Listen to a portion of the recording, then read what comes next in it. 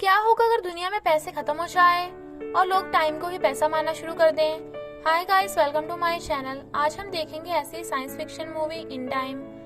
Start करने से पहले लाइक और सब्सक्राइब कर देना चैनल को।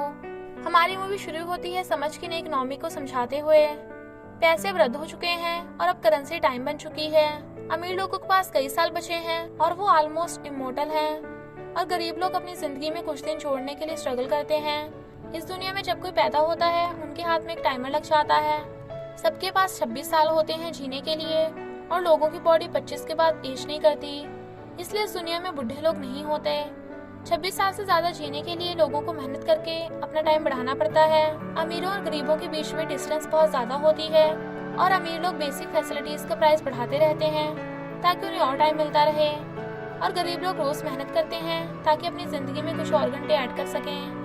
हमारा हीरो होता है विल, जो कि गरीब पॉपुलेशन से होता है और स्लम्स में अपनी 50 साल की मदर रेचल के साथ रहता है। रेचल के पास बस 3 दिन का टाइम बचा हुआ होता है। विल काम पर जा रहा होता है क्योंकि उसके पास बस 24 घंटे बचे हैं, और रेचल भी डिसाइड करती है कि वो लगातार 2 दिन काम करेगी ताकि उनका लोन चुका सके। वो कहती है कि जब वो काम से आएगी उसके पास बहुत कम टाइम होगा, तो विल उसके लिए बस स्टेशन पे खड़ा रहता है ताकि उसे टाइम दे सके। काम पर जाते समय विल को एक छोटी लड़की मिलती है जिसका नाम माया होता है, और वो विल से चैरिटी के लिए 1 मिनट मांगती है। विल उसे 5 मिनट दे देता है और अपने रास्ते में निकल जाता है। विल एक फैक्ट्री में काम करता है जो टाइम स्टोर करने के लिए डिवाइस बनाती है। वो अपना काम खत्म करता है और देखता है कि उसे आज यूजुअल से कम पैसे मिले हैं। जब वो अपने बॉस से इसके बारे में पूछता है तो उसे पता चलता है कि अमीर लोगों ने काम का कोटा बढ़ा दिया है और विल ने वो पूरा नहीं किया। दुखी होकर विल एक बार में चला जाता है जहाँ पर उसे उसका अल्कोहलिक दोस्त बॉरन मिलता है। वो विल को कहता है कि उसे जितने ड्रिंक्स चाहिए वो ले सकता है, क्योंकि एक अमीर आदमी हेनरी सबके लिए ड्रिंक्स दे रहा है। हेनरी के पास सेंचुरीज भर का टाइम होता है। विल इस बात से कंफ्यूज हो जाता है और सोचता है कि हेनरी जैसा आदमी स्लम्स में क्यों आएगा। उसे आसपास कुछ फेमस क्रिमिनल्स भी दिखते हैं जिनकी नजर हेनरी पे होती है। विल हेनरी को वार्न करना चाहता है पर हेनरी उसकी बात नहीं सुनता। तभी एक गैंग वहाँ पर आ जाती है जिसका नाम मिनटमैन होता है। उनका लीडर 40s हेनरी के अलावा सबको जाने के लिए कहता है ताकि वो हेनरी से उसका टाइम चुरा सके। सब लोग चले जाते हैं पर विल छुप के उन्हें देखता रहता है। 40s अपने एक बंदे को हेनरी को अटैक करने के लिए भेजता है जो बाथरूम में होता है, पर उसी समय पर विल वहाँ आ जाता है और हेनरी को बचा लेता है। विल एक ड्रंक हेनरी को लेके उधर से भाग जाता है और मिनटमैन उनके पीछे लग जाता है। वो विल और हेनरी को फॉलो करते हैं पर कुछ देर बाद उन्हें खो देते हैं और चले जाते हैं। विल और हेनरी एक अबैंडन्ड वेयर हाउस में जाकर छुप जाते हैं। वहाँ विल को पता चलता है कि हेनरी 105 साल का है। इतने साल जीने के बाद हेनरी जिंदगी से तंग आ गया है और वो और जीना नहीं चाहता, इसलिए वो बिना सोचे समझे स्लम्स में आ गया। विल इस बात को समझ नहीं पाता कि जिस चीज के लिए वो दिन रात मेहनत करते हैं वो हेनरी के पास भर के है, पर वो उसे चाहता नहीं है। हेनरी विल को बताता है कि दुनिया में इतना टाइम है कि सब कुछ रह सके, पर अमीर लोगों के लालच की वजह से सब लोग इतनी परेशानी में हैं। विल इस बात से शॉक और गुस्सा हो जाता है, पर समझ आता है कि इस बारे में वो कुछ नहीं कर सकता। अगली सुबह हेनरी विल से पहले उठ जाता है और अपना सारा टाइम विल को दे देता है और अपने पास बस 5 मिनट छोड़ता है। विल उठ जाता है और अपना टाइम देख के बहुत सरप्राइज हो जाता है। खिड़की के बाहर एक ब्रिज पे बैठा हुआ उसे हेनरी मिलता है जिसके पास बस कुछ सेकंड बचे हुए होते हैं। टाइम खत्म होने पे वो मुस्कुराता है और ब्रिज से नीचे कूद जाता है। विल बॉरल से मिलता है और उसे सब कुछ बता देता है। वो बॉरल को भी टाइम देता है ताकि उसे स्ट्रगल न करना पड़े। विल चाहता है कि वो इस दुनिया में अमीरों और गरीबों के बीच के टाइम गैप को घटा सके। विल के जाने के बाद बॉरल एक बार चला जाता है। उस रात रेचल अपना काम खत्म करके अपना लोन चुका देती है और घर आ रही होती है, पर जब वो बस स्टैंड पे पहुंचती है उसे पता चलता है कि उसको बस से जाने के लिए टाइम ही नहीं, तो उसे विल के पास भाग के जाना पड़ता है। वो दोनों भागते एक दूसरे से मिल जाते हैं, पर रेचल कुछ सेकंड लेट हो जाती है। विल बहुत दुखी होता है और सोचता है अगर कुछ सेकंड और होते तो रेचल जिंदा होती। दूसरी ओर शहर की पुलिस, जिन्हें टाइम कीपर्स कहते हैं, उन्हें हेनरी की बॉडी मिलती है। जब वो देखते हैं कि उसका टाइम खत्म हो चुका है उन्हें लगता है कि किसी ने हेनरी का टाइम चोरी कर लिया है। सीनियर टाइम कीपर रेमंड और उसका जूनियर जेगर इस केस को इन्वेस्टिगेट करते हैं। दूसरी ओर विल एक महंगी गाड़ी और महंगे कपड़े खरीद लेता है। वो एक दान्यू ग्रेनिश नाम की एक पोस्ट लोकेलिटी में जाता है और उसे देख के चौंक जाता है। जब विल के पास टाइम नहीं था तब वो हर जगह भाग के जाता था और वो इधर भी यही करता है, पर वो बाकी सबको देखता है और समझ जाता है कि इधर सब कुछ धीरे धीरे होता है।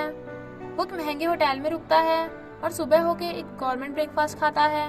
वो वेटर्स को टिप में 1 हफ्ता दे देता है और वो कमेंट करती है कि विल बाकी कस्टमर्स के मुताबिक सब कुछ बहुत तेज करता है। दूसरी ओर टाइम कीपर्स को हेनरी की मौत से पहले उसकी और विल के साथ होने का प्रूफ मिलता है।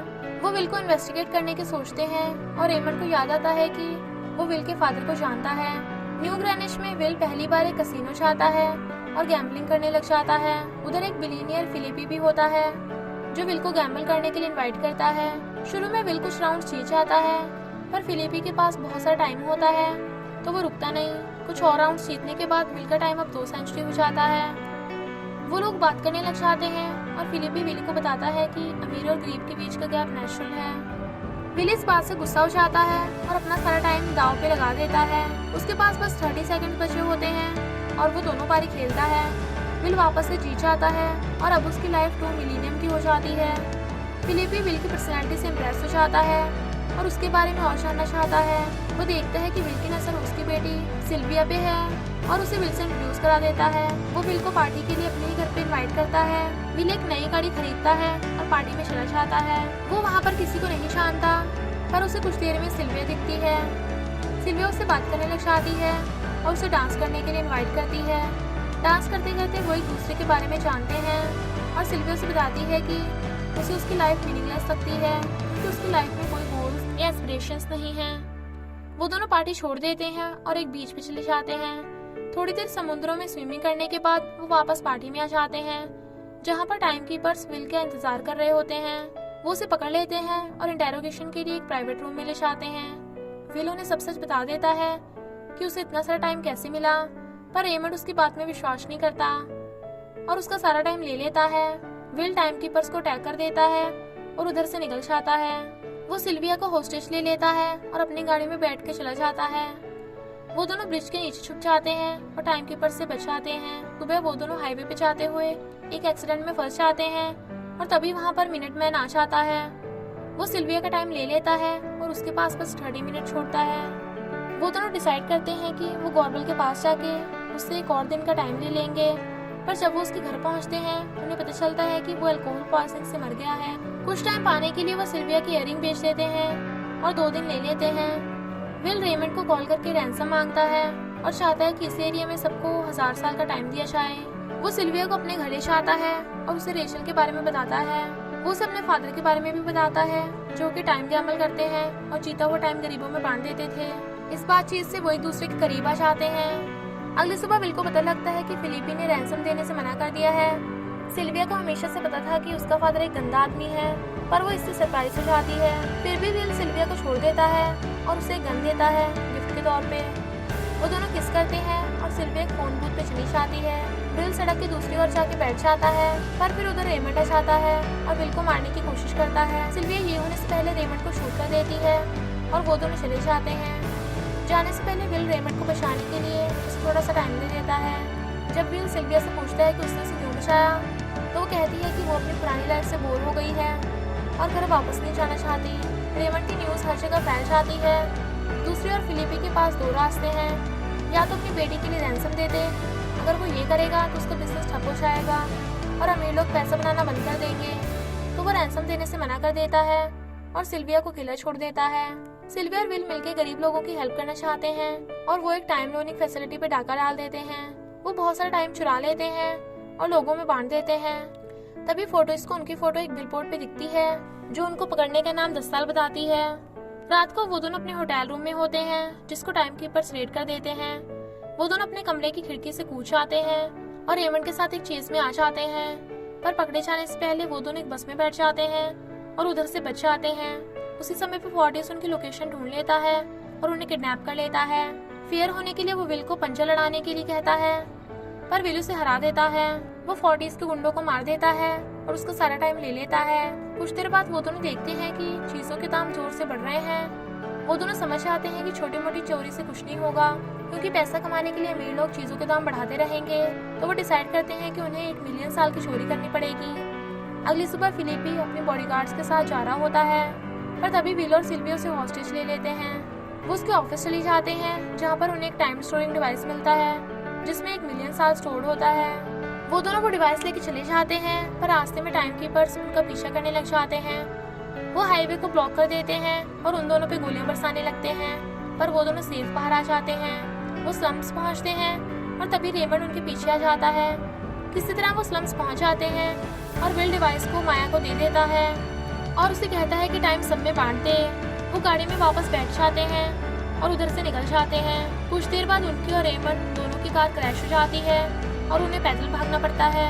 रेमंड उन्हें पकड़ लेता है और उन्हें बताता है कि वो भी कभी गरीब था और वो मेहनत करके यहाँ तक पहुँचा है, पर वो फिर भी कहता है कि दुनिया को चलाने के लिए अमीर और गरीब के बीच गैप होना जरूरी है। वो उन दोनों को मारने वाला होता है जब उसका टाइम खत्म हो जाता है। वो दोनों रेमंड की कार में जाकर अपना टाइम रिफिल कर लेते हैं। आखिरी सीन में स्लम्स की जनता न्यू ग्रेनेज चली जाती है बाहर जिंदगी की तलाश में, और विल और सिल्वी एक बैंक चाहते हैं अपनी अगली चोरी के लिए। दी एंड। आपको ये मूवी कैसी लगी कमेंट में जरूर बताना और सब्सक्राइब करना मत भूलना।